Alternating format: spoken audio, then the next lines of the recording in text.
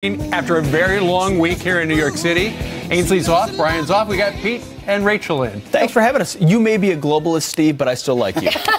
I just want the other part. Go out and make a couple of $100 million. That's the good That's part. the new put down, by the way. You're a globalist. Of course.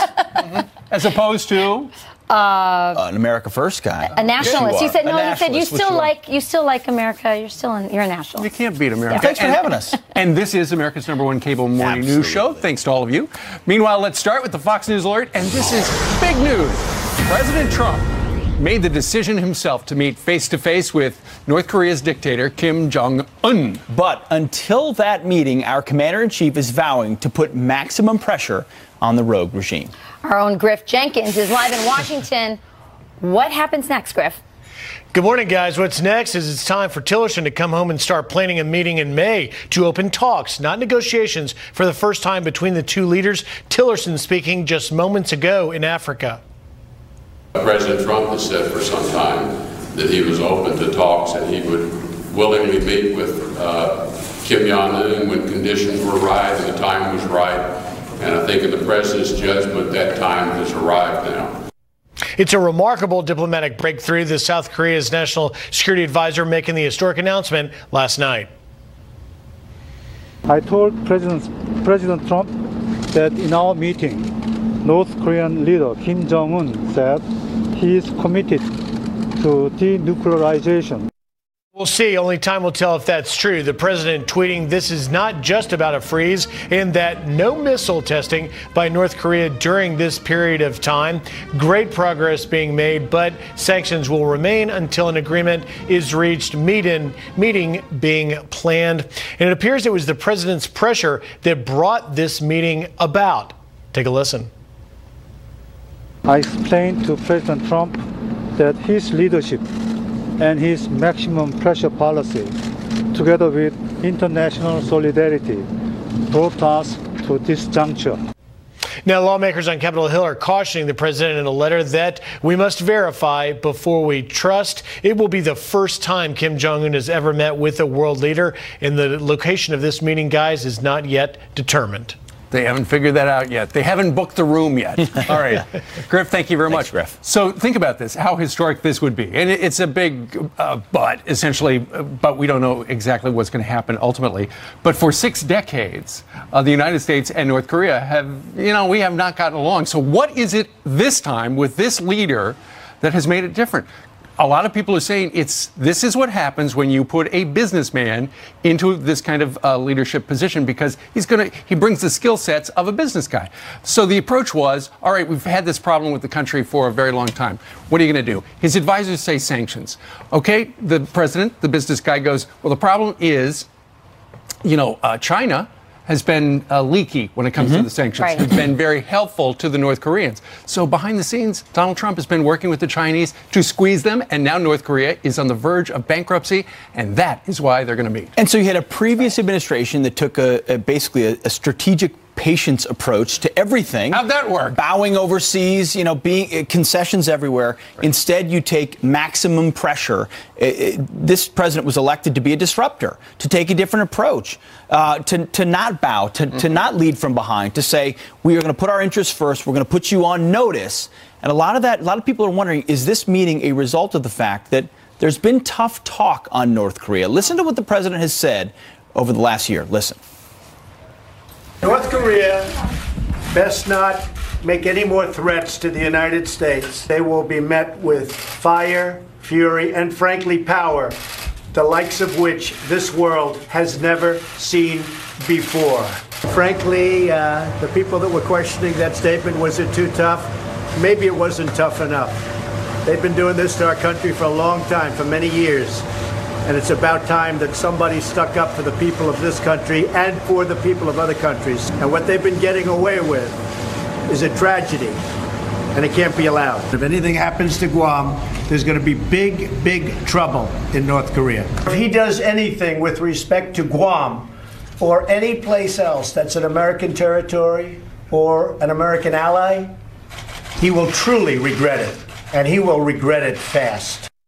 Rocket Man is on a suicide mission for himself and for his regime. Rachel, There was a lot of response to the way he absolutely, and not surprisingly, the diplomats, the technocrats, but especially the media was really upset with this language. Let's look at what their reaction was to what Donald Trump's approach to North Korea was. You mean their freak out?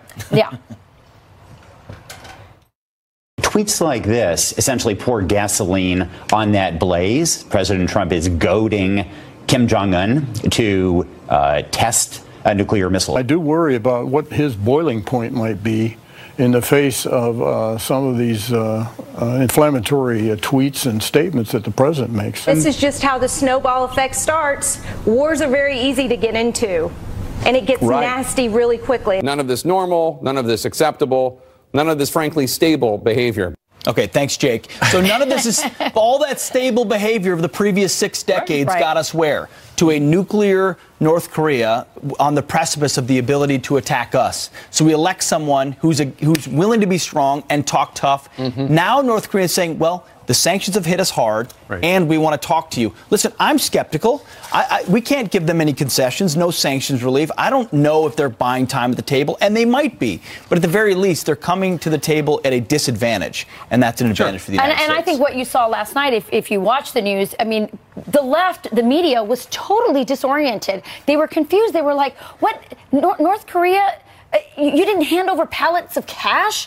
You didn't agree to lift the sanctions. I mean, this is not how it's supposed to be. And the technocrats and the diplomats, they're also confused because they're like, listen, we have a script for every president that comes in. You do this, and, you know, surprise, he's like, throws the script out, and all of a sudden, the game changes. And the American presidents have followed a script, have followed a path until this guy, the disruptor, and now look where we are, and there's a media freakout.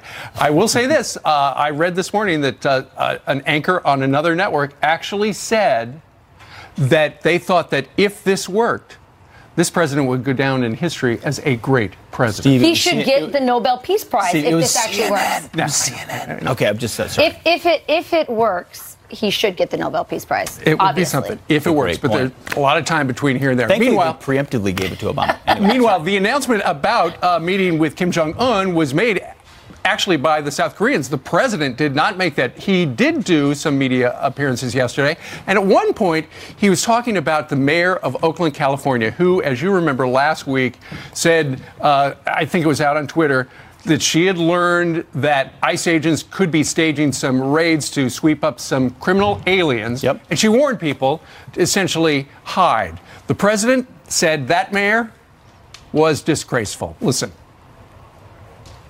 What the mayor of Oakland did the other day was a disgrace. They had close to 1,000 people. Many of them, they say 85% of them were criminals and had criminal records.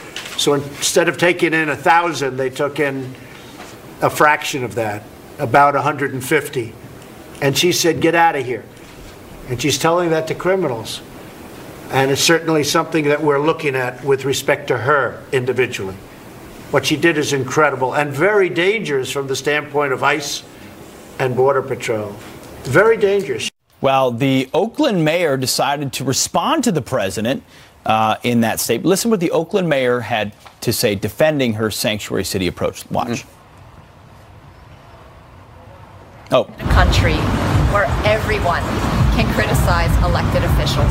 Throughout this journey with this new administration, we are navigating the complicated power relationship between local, state, and federal governments. And that's part of the beauty of our Constitution. That's part of the beauty of our democratic form of government. It's beautiful when mayors disrupt law enforcement's ability to capture criminals. We're not just talking about illegal immigrants. We're talking about criminal illegal. Well, she's had a rough week because the president called her disgraceful, and then the day before, the Attorney General for the United States said, "How dare you do that?" Meanwhile, how dare this? Asta Muerte Coffee in Oakland, not far from the mayor's office, will not serve coffee to police in uniform. On their website, they say, we have a policy of asking police to leave for the physical and emotional safety of our customers and ourselves. And in fact, a cop went in uniform in the last month or so. They asked him to leave. He didn't get any coffee. the cops are trying to have a dialogue with the coffee shop. That's actually the footage of the actual coffee shop. I just want to show you just how classy our police officers are. Here's his the response of a police officer who went in, was refused service, and just quietly walked out. And he said, I look forward to talking with the shop owners to build a better relationship with them and the rest of the community. Class act, but I'm incensed about this because, you're forcing bakers to, bake cakes, but, you can do this. When somebody comes into this coffee shop to rob them, who are they going to call? That's exactly. Just Some saying. private security who are they going to call? Your physical and emotional safety is taken care of by the very people you will not serve. Yes. I mean, the logic is insanity pants, that is a technical term, insanity pants. And it's why in Oakland, Where the mayor do you get insanity pants? Insanity pants, it's the kids use it these days. Okay. The Oakland mayor is not really worried. I mean, I think if you look at what's happening in Oakland, they're not that unhappy with her. It's more the rest of the country. And she actually said most of the criticism I'm getting, and she admits she's getting a lot, she says is coming from outside of Oakland. So I know that. I think that's because the Oakland community is like this. Oakland is a sanctuary city. Yeah. California is a sanctuary state, and now apparently they have a sanctuary coffee shop. And they won't serve cops. Let us know what you think. Friends@foxnews.com. What would your message be to this coffee shop that won't serve our finest? That's a good one. Meanwhile, straight ahead on this Friday, steel workers thanking President Trump yesterday in the Oval Office after he signed off on new tariffs for steel and aluminum. Our next guest was one of the guys in the room. He's going to tell us what it was like being there with the commander-in-chief. And first, it was kite surfing with Richard Branson.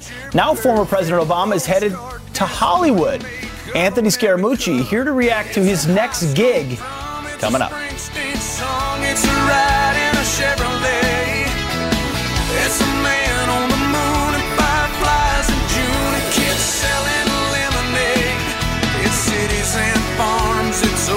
You go all white, all blue, or you like to mix it up. Now it's the Stock Up event at Men's Warehouse. All wrinkle-free dress shirts, sports shirts, select dress and casual pants are 3 for $99. Plus it's buy one, get one free on select items. It's time to like the way you look. Real cheese people are ham and Swiss people. They're hot and cold, big and bold, but they would never make a sandwich with pasteurized processed cheese food. Sargento slices are 100% real natural cheese. Sargento. We're real cheese people. We the people are defined by the things we share and the ones we love, who never stop wondering what we'll do or where we'll go next. We the people who are better together than we are alone, are unstoppable. Welcome to the entirely new expedition. Thanks, man. Imagine if the things you bought every day earned you miles to get to the places you really want to go. With the United Mileage Plus Explorer Card, you'll get a free checked bag, 2 United Club Passes, priority boarding, and earn 50,000 bonus miles after you spend $3,000 on purchases in the first 3 months from account opening. Plus, $0 intro annual fee for the first year, then $95. Learn more at theexplorercard.com. Today's workplace is rapidly changing, and HR professionals must be at the top of their game. Nothing spells that more clearly than SHRM CP and SHRM SCP, the profession's premier competency-based certifications from SHRM. Ongoing training to help you build a thriving workplace and keep your HR career on the move. SHRM CP, SHRM SCP. Credentials that say, I am ready. Because I am. I am. I am SHRM certified. Learn more at shrm.org/SHRM certified. Can't see me, I'm too sneaky. We see you, Shaq. No, really, we see you, Shaq. Still see you. Marco. Hello, you can't see. Shaq, you can't beat the Ring of Security. Watching over your home has never been easier with Ring. Learn more at ring.com.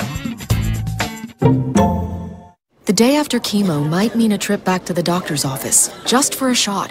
But why go back there when you can stay home with Neulasta Onpro? Strong chemo can put you at risk of serious infection, which could lead to hospitalizations.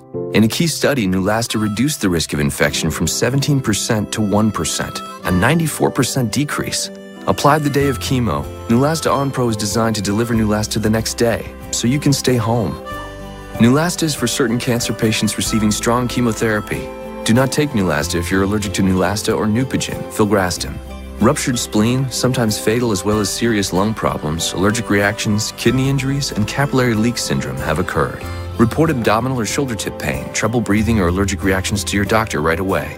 In patients with sickle cell disorders, serious, sometimes fatal crises can occur. The most common side effect is bone and muscle ache. So why go back there? If you'd rather be home, ask your doctor about Neulasta Onpro.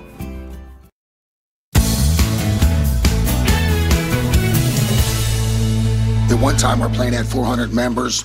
We're going to be down to about 71. So these tariffs definitely have an impact, and maybe not for our plant, but for the other plants out there. So appreciate what you're doing. Thank you very much. Thank you. Thank you. Appreciate it. That is President Trump hosting a group of steelworkers yesterday who praised the president for authorizing tariffs on steel and aluminum imports. But as you just heard, years of imports have already hit close to home for many of these workers. Joining us now on his meeting with the president is Ron Davis, who works at the I don't even know how to pronounce it. I should. I'm going to try. ArcelorMittal Steel and Mining Company in Pennsylvania. Sorry if I butchered that, sir. Appreciate your time this morning. You were there with the president. First of all, what is it like to meet with the president? And second of all, on this conversation of tariffs and steel, what is your takeaway of his approach? To meet the president was a great experience.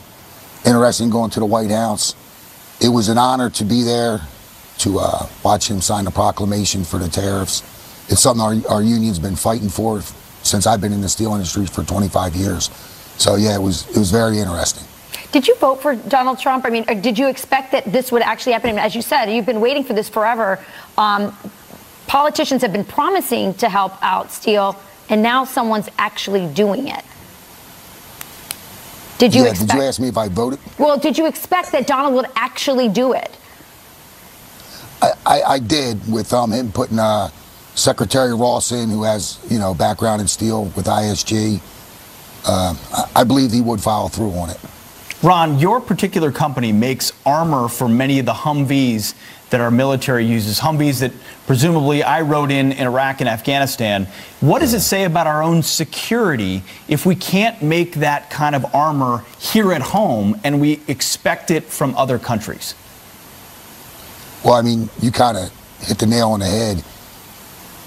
Without, you have to be able to produce your own, your own steel for your military. Otherwise, you are at the mercy of China and Russia and these other countries. And we were one of the few plants that produced, the armor plate for the Stryker vehicle, the MRAP, the M1 tanks, and at our Coatesville and Conshohocken plant, we produce the steel that's used in the, the Navy ships and subs. We're the only ones that produce that steel. So with our plant going idle, you're taking, there's not many options left. And what will this mean for the communities where steel is produced and also as aluminum is produced? What will this mean for these communities? Well, it's devastating for any community that loses a steel plant. I mean, for every steel job, I think it's another 3 to 5 jobs that are generated. The tax base, for a large plant, it just has a major impact. Ron, you challenged the president to an arm wrestling contest. Did you ever get it? Get that correct. He challenged me. He challenged the president. The president challenged him. You. Did it happen? The president challenged me, and I would have had some upset steelworkers if I would have injured him before he could have signed the proclamation. All right, well, we'll try to arrange that. If he beats me, that's even worse. So we'll leave it as is. We're going to leave it as is. It's a wash now. I saw your arms. Yeah, I don't think the president's going to win that I wouldn't mess with that. Ron Davis, thank you for what a great opportunity. Thanks for sharing your perspective with us this morning and for creating the armor that protects so many of our finest. We appreciate it. Thank you. Thank you. You got it. Well, up next, were deputies really told not to go inside that Florida school as kids were being shot? The brand new dispatch audio coming up. Plus, it's the bombshell O.J. Simpson interview you've never seen until now. The man behind the lost confessions is here with the preview next. Infamous interview were lost until now. It's not All right, we've got some quick Friday morning headlines for you. First up, former Trump campaign aide, that guy right there, Sam Nunberg, who was on TV a lot this past week. He's going to be in the hot seat today. He's set to testify before a grand jury in special counsel Robert Mueller's Russia probe. Nunberg is now cooperating after vowing earlier in the week to ignore the subpoena. He was fired from the campaign in August of 2015 and one other time. And President Trump's former campaign manager pleading not guilty to 18 counts of tax fraud and other charges. Paul Manafort's trial is set to begin on July the 10th. The trial is one of 2 on his schedule for this year. The other starting September 17th for additional charges, including money laundering. He says he's innocent. That's right. Well, O.J. Simpson, another person that says he's innocent, giving a bombshell, never aired interview in 2006. Where he reveals his, quote, hypothetical account of what happened the night of June 12th, 1994. I'm going to tell you a story you've never heard before. It concerns the murders of my ex-wife, Nicole Brown Simpson, and her young friend, Ronald Goldman. Forget everything you think you know about that night, because I know the facts better than anyone. This is one story the whole world got wrong. Now, the lost footage will be televised for the first time ever this Sunday. On Fox. Here to tell us more, the executive producer of O.J. Simpson, The Lost Confession, Terrence Wrong. Terrence, good morning to you. Hi, thanks for having me. Okay, so why did O.J. Simpson sit down with Judith Regan back in 2006 for this interview? Well, I think he wanted to participate in the project and tell the story from his point of view. And the book was called? If I Did It. Okay. All hypothetical, supposedly. Well, every moment I think I know everything I could know about O.J. Simpson and this topic, something else comes out. So how at this moment are we just learning of tapes that existed then or conversations that reveal new wrinkles? Well, at the time in 2006, people knew that he had done an interview with the publisher Judith Regan in connection with the book. And the families protested and the project was shelved. So we knew that it had been done, but the tapes were lost. And so they were, somebody found them within the last year or so, and it was brought to the attention of the people who called me and said, would you come out and look at them? Sure. And see if this could be a special. And did you have to get the permission from the family again? I mean, apparently they shut it down last time, so. I don't think we had to, but we certainly felt it was the appropriate thing to do, and we do have the support of the Brown family and the Goldman family. So when you look at, let's look at this clip, because this is I think one of the most interesting parts about it is O.J. gives this hypothetical scenario of what happens, and he's describing this person named Charlie, and at some point in the interview, he switches, and he forgets, and he says I instead of Charlie. Take a look. In the book, the hypothetical is Charlie. Charlie came by and mentioned something about what was going on at her house. I don't know why you had been by Nicole's house, but it told me you wouldn't believe what's going on over there. I remember thinking, well, whatever's going on over there has got to stop. So what do we learn that we didn't know before? There are a lot of little nuggets in here.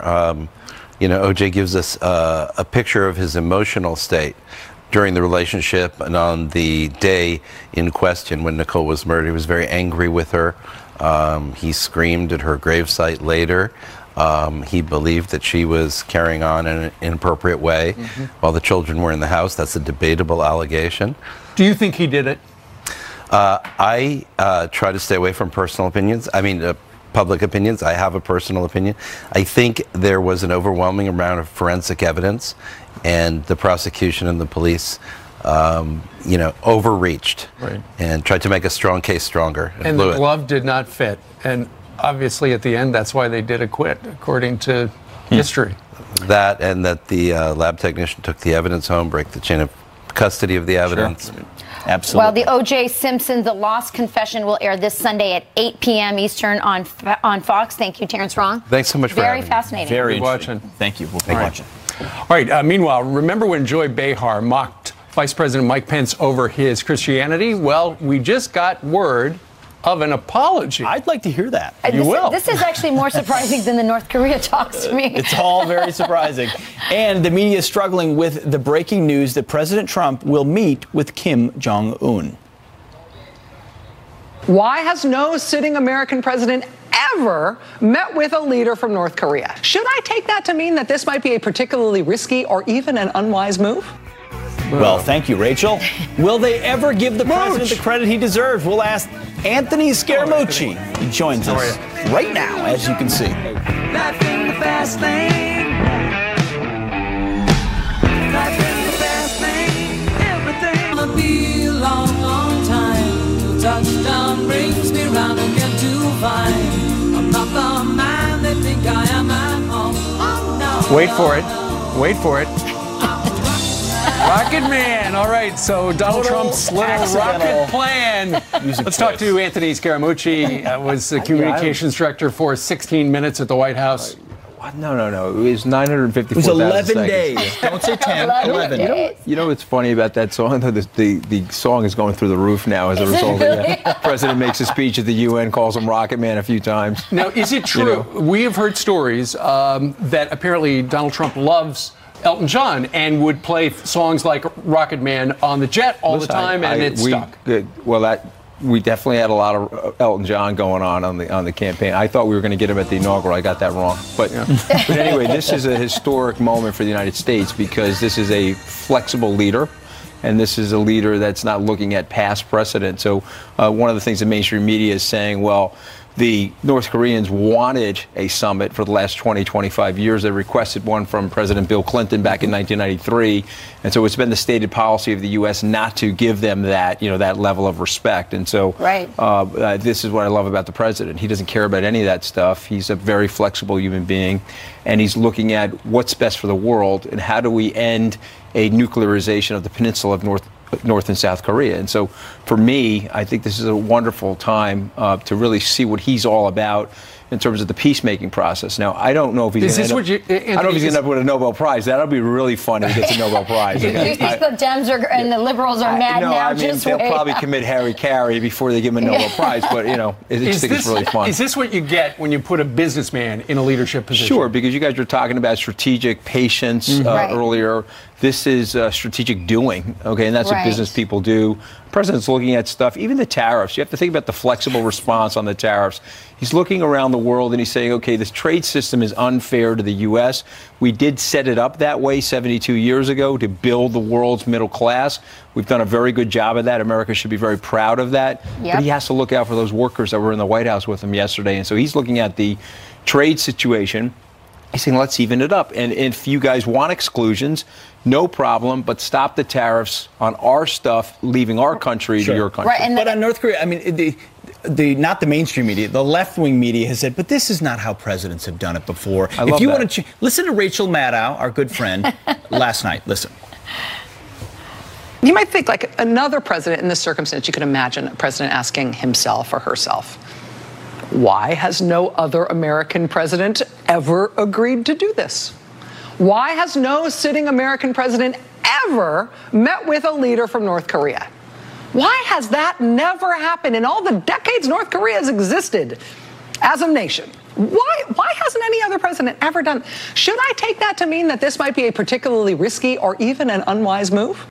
Because the policies of the previous presidents have led us where?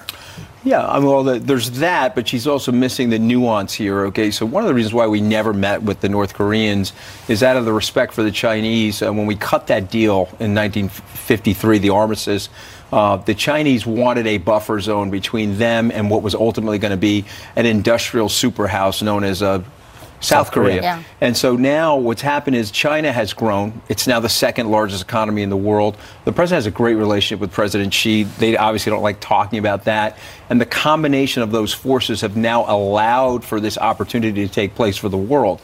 So it's a more complicated story than what she's saying, but you can tell she's got a little bit of that Trump derangement syndrome, which I like. Oh, yeah. I'm hoping that one of these comedians will come up with a anti-anxiety medication for these liberals and just take one tablet a day, maybe a suppository, and take it easy. Okay, the president, it's morning. I had to wake everybody up with that. Okay, the president is doing the right thing for the American people, but he's also doing the right thing for the world. And I don't think it was, Is that a knock on Gary Cohen? You said when he called him a globalist, but I still like you? Yeah, what do you think? No, of course not. That's his personality. No, that's his personality. I thought it was interesting that this North Korea thing happened on the same day as the terrorists, because here you had a president who defied his entire party to fulfill a promise. And I think that also sends a message that this is a guy who, when he says something, he means it. And so that's something that the international community, especially these rogue dictators, aren't used to.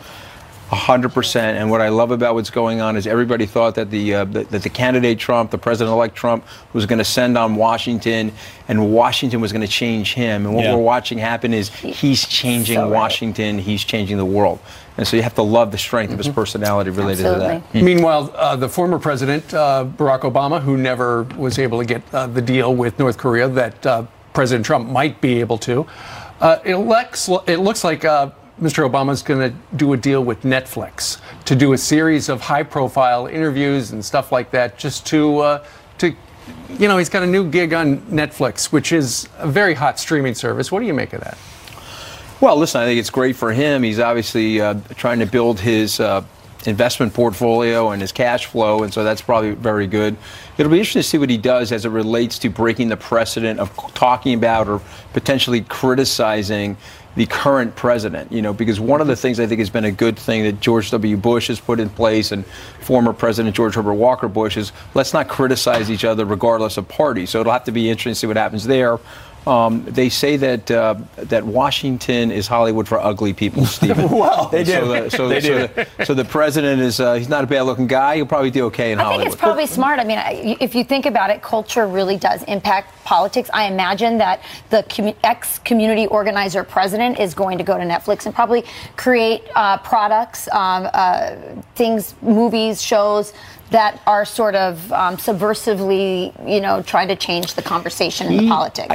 Listen, I haven't seen him in a long time. We went to law school together 30-plus years ago. But he's got to be scratching his head about the president. He's got to be sitting there saying he thought he wasn't going to win. He thought everything was going to go wrong when he won. Economy's booming. We're working on a denuclearized Korean peninsula.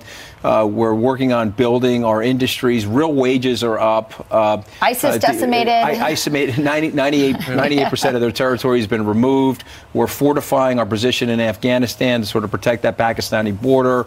And so if you look at the dashboard over 13 months, it's been an extraordinary 13 months for President Trump and his team. Donald Trump went from television to the presidency, and now Barack Obama is going from the presidency to television. Great point, Steve. Yeah. I'm sure the show will be very popular. You'll be tuning in, right? I don't know. I probably won't be tuning in, to be honest. But what I will say about the president is that's the force of his personality, meaning President Trump. He's able to do things that other people don't think. We were talking yesterday about the World Economic Forum. Yeah. He goes on that world stage for a very big reason. He's trying to sell the America message to the rest of the world and the global CEOs.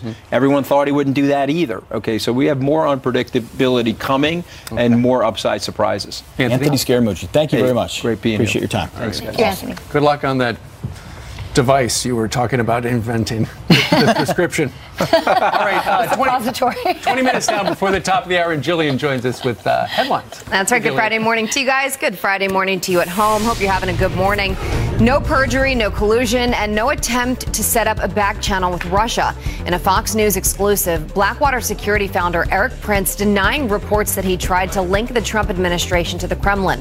Prince claims a brief January meeting in the Seychelles with a Russian oligarch was unplanned and not about President Trump. But top House Intelligence Democrat Adam Schiff is now pushing Congress to interview Prince again. Police dispatch recordings just released reveal the moment deputies were told to stay out of the Florida school where students and teachers were being murdered. Do not approach the 12 or 1,300 buildings. Stay at least 500 feet away at this point. We're also hearing chilling 911 calls from that day. There was 2 shot in her room. Okay. Oh my God. Oh my God. Woman's going to high school. Shut up. Is they shot up? Are you at the school? I can't hear you. Are you at the school? Today, Governor Rick Scott will meet with families of the victims as he considers a $400 million school safety and gun control bill. The View host Joy Behar finally apologizing to Vice President Mike Pence after mocking his Christian faith. It's one thing to talk to Jesus. It's another thing when Jesus talks to you. Exactly. Okay, well, that's different. That's different. That's called mental illness, if I'm not correct.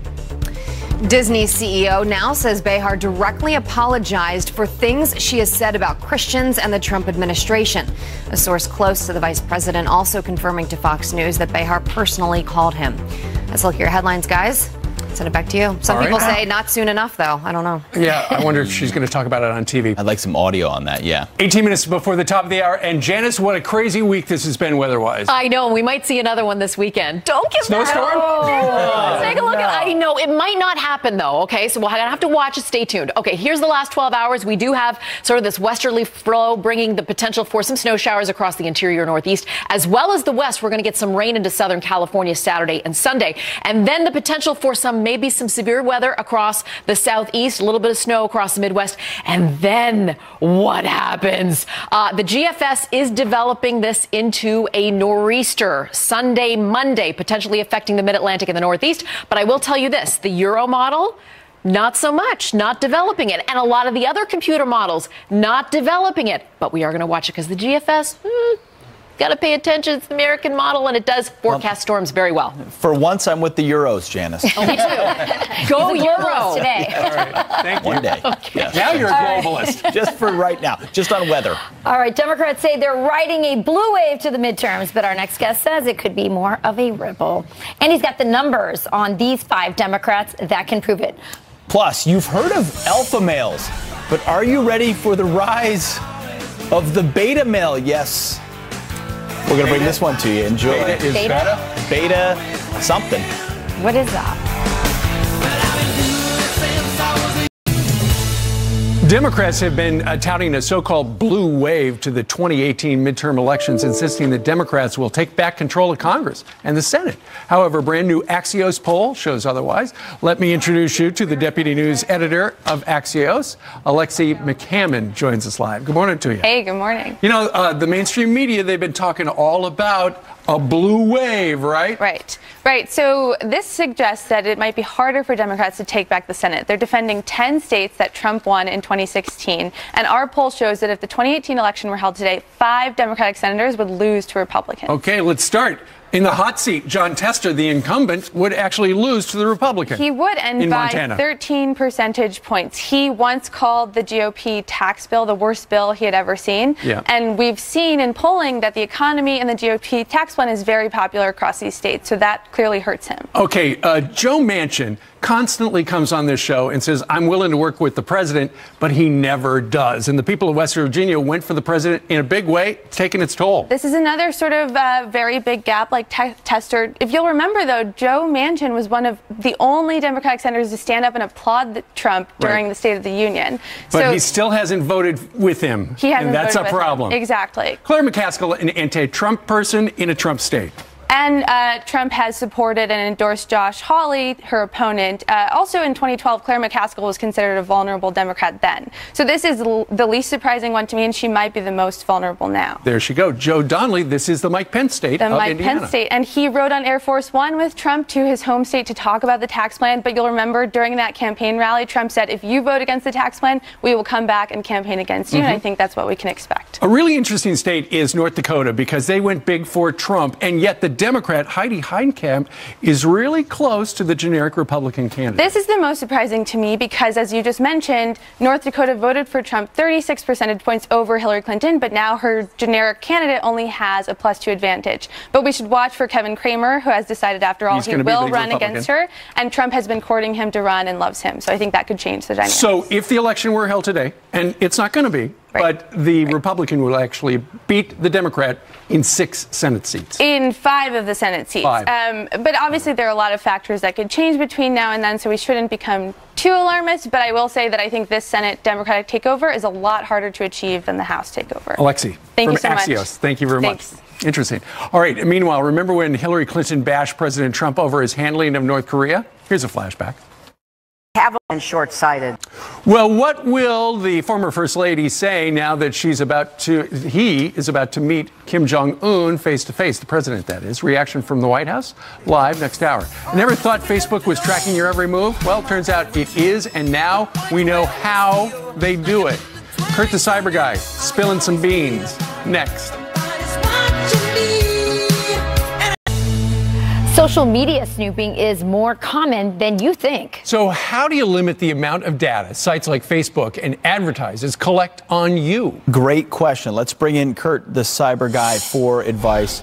How do we do it? Because I think about it every once in a while, but I don't really know about how to go about doing it. Well, I think what we hear more and more, good morning to you, we hear more and more that, are they listening to me? Because I was just talking about a vacation and suddenly they're sending me an idea of a trip on Expedia or whatever. God, that's freaky. It is, but they're not. Okay. It's just that, here's the real answer. The real answer is we are stalked to death online. I mean, they are stalking us with Facebook. They're stalking us with big ad bundlers that they buy and sell our personal data. They know where you are. They know what you just bought. You use your loyalty card at the drugstore. Well, they just recorded that toothbrush and whatever else you bought. And now they're suggesting that if you go here with Pete, oh, well, you might buy a pack of notebooks. I mean, they can predict for what so here's what we want to do is we want to get a bit better handle on this. I don't like that it's not transparent. I don't like that they're choosing when and what in the free internet to monitor me. So you can do some things. Let me tell you. Can I ask a really quick question? Could it be that there could be legislation where you have to opt into this kind of spying Wouldn't on that you? be nice? Well, you're Wouldn't right. that be nice? You automatically opt in because, hey, look, we're getting this for free. So that's the trade-off. But here's what you need to know is take a look at this. This is what you want to do. Like, for example, on Facebook, you launch your mobile app, doesn't matter what platform. You go into settings. And you will see down at settings, go to account settings, then you go to location. On location, you want to turn off the location history so they don't see where you've been. Turn it off. Turn it off. And then here on location at the top, do you want it on and always while using the app or never? Never's the safest bet, but I actually use some of the benefits of I want it to know that I'm right here sometimes, not all the time. So I'll put it back on while using the app. I wanted to know that I'm near, that I like Buffalo Wild Wings, and I'm near a Buffalo Wild Wings. Soon it will just show up in front of you, and they're like, oh, and you. And so the question really is, how much is too much of this kind of stuff? At what point should we know what it is that they know about us?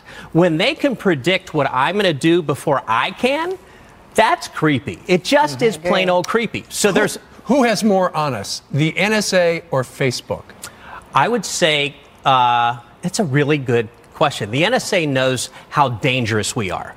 The Facebooks of the world knows what brand mattress you just bought. And what sheets we're about to buy. And then who's coming over to sleep in that bed. They know so much. Yeah, you're right. No, think about it. When you walk with someone that has a phone with location on it, they are also telling you that you're together and you know things. So if you want more information, go to Kurt the Cyber Guy's website. If you go to cyberguy.com, I'm about to post this plus the 6 data brokers you can opt out of. You should do it. Kurt, All right, good to see you. All right, coming up, we've got Congressman Ron DeSantis, Geraldo Rivera, Sean Spicer, all here live. Don't leave.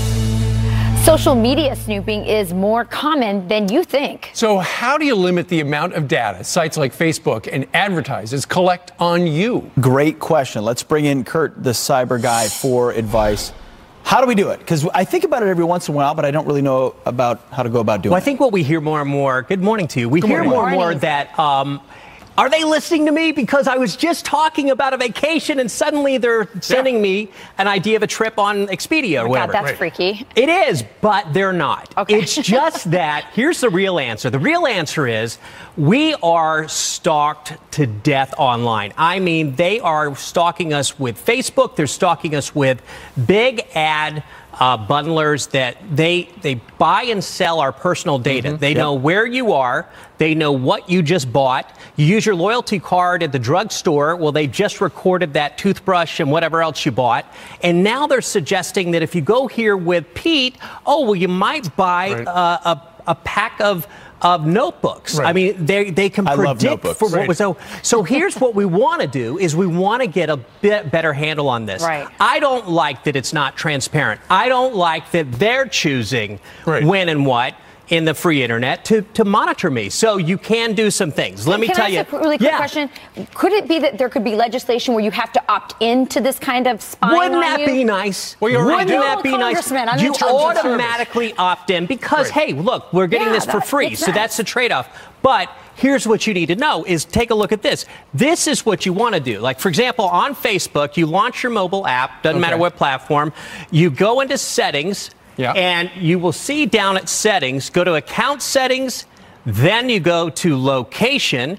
On location, you want to turn off the location history so they don't see where you've been. Turn it off. Turn it off. And then here on location at the top, do you want it on at always while using the app or never? Never is the safest bet, but I actually use some of the benefits of I want it to know that I'm right here sometimes, not all the time, so I'll put it back on while using the app. I wanted to know that I'm near, that I like Buffalo Wild Wings, and I'm near a Buffalo Wild Wings. Soon it will just show up in front of you, and they're like, oh, and so the question really is, how much is too much of this kind of stuff? At what point should we know what it is that they know about us? When they can predict what I'm going to do before I can, that's creepy. It just is plain old creepy. So Who has more on us, the NSA or Facebook? I would say it's a really good question. The NSA knows how dangerous we are. Right. The Facebooks of the world knows what brand mattress you just bought. And what sheets we're about to buy. And then who's coming over to sleep in that bed. They know so much. Yeah, you're right. No, think about it. When you walk with someone that has a phone with location on it, they are also telling you that you're together and you know things. So if you want more information, go to Kurt the Cyber Guy's website. If you go to cyberguy.com, I'm about to post this plus the 6 data brokers you can opt out of. Nice you should do it. Kurt, thanks. All right, good to see you. All right, coming up, we've got Congressman Ron DeSantis, Geraldo Rivera, Sean Spicer, all here live. Don't